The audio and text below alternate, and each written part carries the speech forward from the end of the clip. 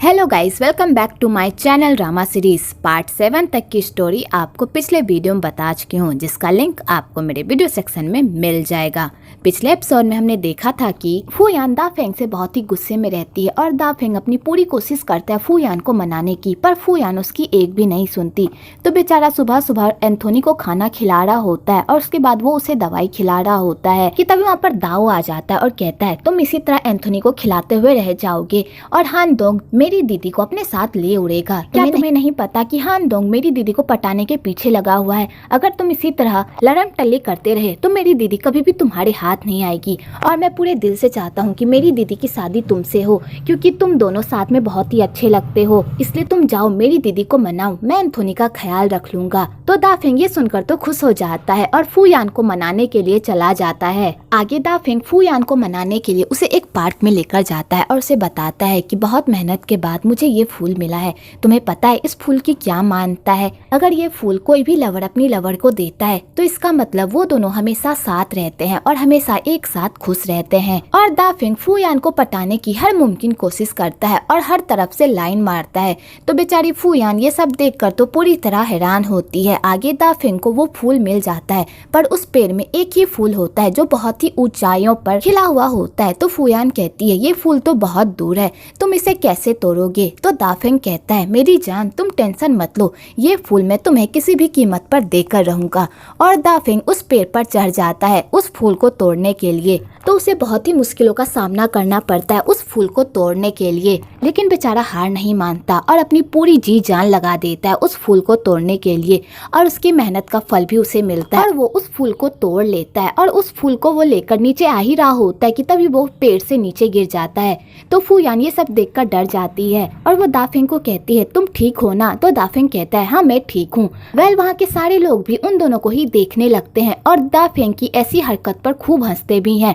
तो बेचारी फूयान को ये सब देखकर बहुत ही शर्मिंदा महसूस होता है और वो दाफेंग को कहती है अगर तुम्हें ऐसी ही हरकत करनी थी तो ठीक से करते ना, इस तरह सबके सामने गिरते तो नहीं और ना ही अपना मजाक बनाते। तुम्हारी वजह से वो लोग हम पर हंस रहे हैं। तो दाफेंग कहता है मैंने इतनी मेहनत से तुम्हारे लिए फूल तोड़ा है और तुम्हें लोगों की पड़ी हुई है, तुम्हें ये नहीं दिख रहा कि मैं कितनी मेहनत कर रहा हूँ तुम्हें मनाने की? तुम्हें बस लोगों की बातें ही दिख रही है। और यहाँ पर फिर से इन दोनों में नोक-झोंक हो जाती है कि तभी वहाँ पर पार्क का गार्ड आ जाता है और दाफेंग पर ही चिल्लाने लगता है और कहता है तुम्हें किसने परमिशन दी पार्क के फूलों को तोड़ने की? क्या तुमने पार्क के बाहर वो बोर्ड नहीं देखा जिसमें ये लिखा हुआ था यहाँ पर सिर्फ आप घूम फिर सकते हैं, यहाँ की सामानों को तोड़ नहीं सकते? तुमने यहाँ का रूल तोड़ा है तो इसकी तुम्हें सजा मिलकर रहेगी। तो दाफेंग कहता है मैंने ऐसा कोई रूल नहीं तोड़ा, मैंने तो बस एक फूल ही तोड़ा है ना, तो क्या हो गया? और यहाँ पर दाफेंग उस गार्ड से लड़ने लगता है। तो बेचारी फूयान ये सब देखकर तो और पगला जाती है कि तभी वहाँ पर यान आ जाता है, क्योंकि यान भी उसी पार्क में शूट कर रहा होता है अपने क्लाइंट के साथ। तो यान फूयान को उस झमेले से बाहर लेकर चला जाता है, क्योंकि अगर फूयान भी दाफेंग के साथ पकड़ा जाती तो उसे भी पनिशमेंट मिलती।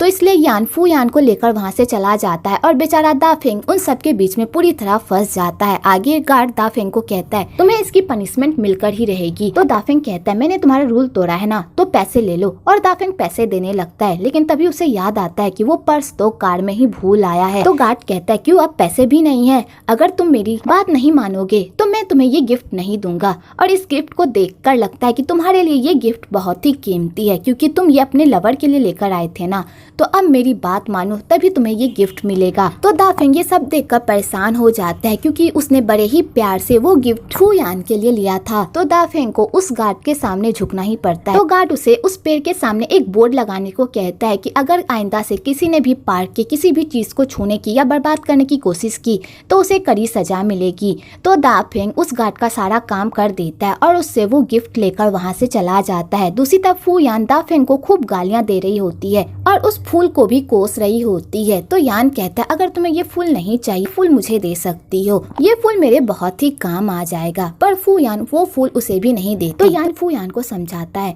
दाफेंग दाफेंग को गलत मत समझो, ये सब उसने तुम्हें खुश करने के लिए किया था, लेकिन उसे भी नहीं पता था कि ये सब इस तरह गलत हो जाएगा। प्लीज उसे समझने की कोशिश करो। दूसरी तरफ दाऊ जियांग को बताता है कि जैसा उसने कहा था, उसने अपनी बहन के दिमाग में ये बात डाल दी है कि वो सिर्फ दाफेंग के साथ ही अच्छी लगती है और मैं चाहता हूँ कि वो दोनों शादी कर ले। तो जियांग कहती है तुमने बहुत ही अच्छा काम किया, अब इस तरह हम दोनों साथ में रह सकते हैं। तो दाऊ ये सब देखकर बहुत ही खुश हो जाता है, क्योंकि जियांग के पीछे वो पूरी तरह लट्टू रहता है। कि तभी जियांग यान और फूयान को एक साथ देखती है और उन दोनों को इस तरह हंसता खेलता हुआ एक साथ देखती है। तो जियांग को गलतफहमी हो जाती है कि यान फूयान को पटाने की कोशिश कर रहा है, और जियांग को ये भी लगता है कि अब यान के मन में भी दादाजी की जायदाद को लेकर लालच आ गया है, जिस वजह से वो फूयान को पटाने की कोशिश कर रहा है। तो जियांग उन दोनों की नजदीकियों को देखकर बर्दाश्त नहीं कर पाती और वो सीधा यान के पास जाती है और उस पर डोरे डालने लगती है और कहती है बहुत देर हो चुका है, क्या तुम मुझे घर छोड़ दोगे? तो यान कहता है ठीक है। आगे यान जियांग को घर छोड़ता है, तो जियांग पूरी तरह उस पर लाइन मारती है और यान भी उसकी तरफ अट्रैक्ट हो रहा होता है। आगे जियांग यान को अपने करीब रखने के लिए अपने पैर में चोट का बहाना बना देती है और उसे इसी बहाने से अपने घर के अंदर लेकर जाती है। आगे वो उस पर लाइन मारती है, पर उसका कोई भी पैतरा यान के सामने काम नहीं करता। तो जियांग को लगता है कि शायद यान गे है, और दाफेंग ने भी उसे बताया था कि यान को किसी भी लड़की में कोई इंटरेस्ट नहीं है। तो जियांग को गलतफहमी हो जाती है कि यान एक गे है। तो जियांग यान के साथ लड़कियों वाली बात करने लगती है। तो यान कहता है एक मिनट रुको, कहीं तुम्हें ये तो नहीं लग रहा कि मैं गे हूँ? मैं गे नहीं हूँ, मैं एक मर्द हूँ। तो जियांग कहती है मुझसे क्या छुपाना, और वैसे भी मैं तुम लोगों के जेंडर के खिलाफ नहीं हूँ, मैं तो तुम्हें सपोर्ट करूंगी। अगर आइंदा से तुम्हें मुझसे कोई भी बात करनी हो तो तुम मुझसे खुलकर बात करना, मैं तुम्हें सपोर्ट करूंगी। तो बेचारा यान अपनी मर्दानगी पर सवाल उठता देख पूरी तरह पागल हो जाता है और वो जियांग को यकीन दिलाने के लिए उसे किस कर लेता है और कहता है अब तुम्हें यकीन हुआ कि मैं गे नहीं हूँ, वैसे तुम ये सब मेरे साथ क्यों कर रही हो? आखिरकार तुम्हारा क्या मकसद है? तो जियांग अपनी करतूत छुपाने के लिए यान को ये बोल देती है कि वो उसे पसंद करती है और वो बहुत टाइम से उसे पसंद करती है और वो उसकी गर्लफ्रेंड बनना चाहती है।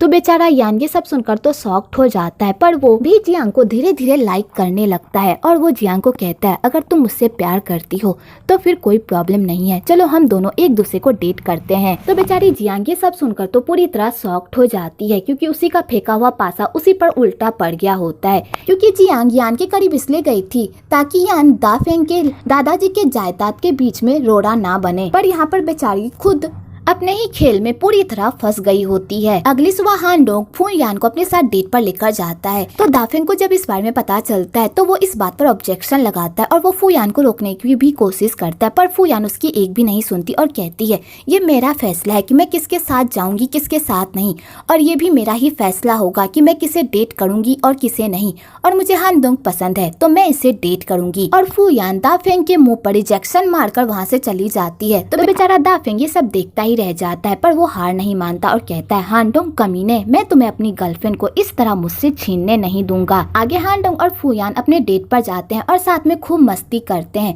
तो वहाँ पर एक गेम शो चल रहा होता है, तो उन दोनों को कपल के रूप में चुना जाता है। तो वो दोनों साथ में उस गेम को खेल रहे होते हैं। तो दाफेंग भी उन दोनों के बीच में कबाब में हड्डी बनकर टपक पड़ता है कीवी के रूप में, और दाफेंग उस अवतार में हान डोंग को खूब परेशान करता है और यहाँ पर इन दोनों में खूब जमकर फाइट भी होती है। आगे वहाँ के होस्ट हान डोंग और फूयान को एक दूसरे को किस करने को कहते हैं। तो दाफेंग जैसे ही किस का नाम सुनता है उसका तो खून ही खौल उठता है और हान डोंग फूयान को किस करने ही वाला होता है कि तभी दाफेंग बीच में टपक पड़ता है और उन दोनों के किस को रोक देता है। तो हान डोंग को ये सब देखकर बहुत ही गुस्सा आ जाता है और वो दाफेंग के पीछे पड़ जाता है कि आखिरकार ये बंदा कौन है जो इतना उससे परेशान कर रहा है। कि तभी वहाँ पर कीवी के रूप में आबाऊ भी आ जाता है हान डोंग को मारने के लिए, और वो चाकू निकाल कर हान डोंग को मारने ही वाला होता है कि तभी वहाँ पर दाफेंग आ जाता है और वो हान डोंग की जान बचा लेता है, क्योंकि दाफेंग को लगता है कि वो बंदा फूयान को मारने वाला है। आगे उन दोनों कीवी में खूब लड़ाई होती है और वहाँ के सारे लोग ये सब देखकर तो फूले नहीं समाते, और वो लोग ये सब देखकर बहुत ही हैरान होते हैं कि आखिरकार ये गेम शो में कौन सी लड़ाई चल रही है। आगे उन दोनों कीवी में जमकर लड़ाई होती है, जिस चक्कर में हान डोंग को भी चोट लग जाती है, पर आबाऊ फिर भी नहीं रुकता। तो दाफेंग उस कीवी को रोकने के लिए उससे लड़ाई करता है, जिस चक्कर में वो सीढ़ियों से नीचे गिर जाता है और उसे काफी चोट लगती है। आगे जब फूयान को पता चलता है कि उस कीवी के अंदर दाफेंग है और उसे खूब चोट लगी है, तो फूयान दाफेंग की ऐसी हालत देखकर तो पूरी तरह शॉक्ड हो जाती है। आगे दाफेंग को हॉस्पिटल लेकर जाया जाता है तो उसकी कंडीशन बहुत ही खराब होती है। आगे दाफेंग का ट्रीटमेंट हो जाता है और नर्स बताती है कि दाफेंग खतरे से बाहर है और नर्स फूयान को वो गिफ्ट भी देती है जो दाफेंग अपने साथ लेकर आया हुआ होता है। तो फूयान उस गिफ्ट को खोलकर देखती है तो उसमें देखती है कि दाफेंग ने उसकी फैमिली फोटो को अच्छे से फ्रेम करवाया है। तो फूयान ये सब देखकर इमोशनल हो जाती है और उस बॉक्स में एक लेटर भी होता है जिसमें दाफेंग ने अपने प्यार का इजहार किया होता है। तो फूयान उस लेटर को पढ़कर तो और इमोशनल हो जाती है और उसे दाफेंग के प्यार पर पूरी तरह भरोसा हो जाता है। तो इधर हान डोंग भी ये सब देख ले तो उसे ये सब देखकर बहुत ही बुरा लगता है, क्योंकि हान डोंग चाहे कितनी भी कोशिश कर ले पर वो फूयान के दिल में दाफेंग की जगह कभी भी नहीं बना सकता। मुझे हान डोंग के लिए बहुत बुरा लग रहा है क्योंकि वो फूयान से बहुत प्यार करता है पर उसका प्यार एक तरफा होता है।